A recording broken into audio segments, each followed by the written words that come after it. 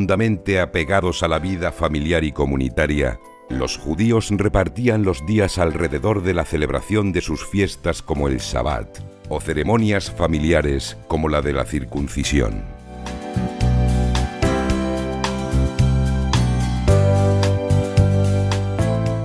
Los documentos dan cuenta del pleno desarrollo medieval de la aljama de Tarazona. Asentada bajo la protección de la Zuda o fortaleza musulmana, la vieja rúa esconde en su seno más profundo una intrincada y bellísima judería donde todos sus vecinos eran fieles seguidores de la tradición mosaica.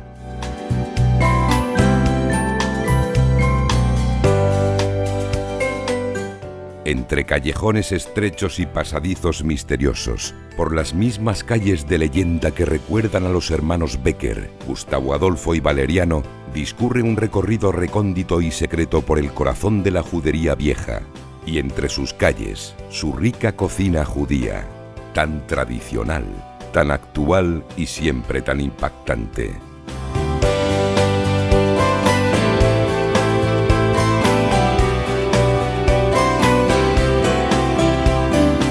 Un barrio que desciende siguiendo los escalones de la historia, hacia la ubicación de la Judería Nueva, formada en los inicios del siglo XV, testigo de la tragedia de la expulsión,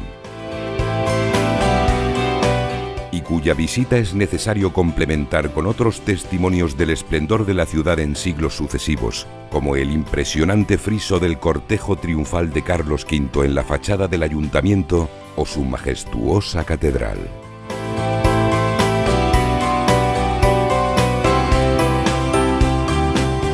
Restos de una historia que nadie ha conseguido borrar y que sigue formando parte esencial del carácter mítico y ancestral de esta ciudad bimilenaria.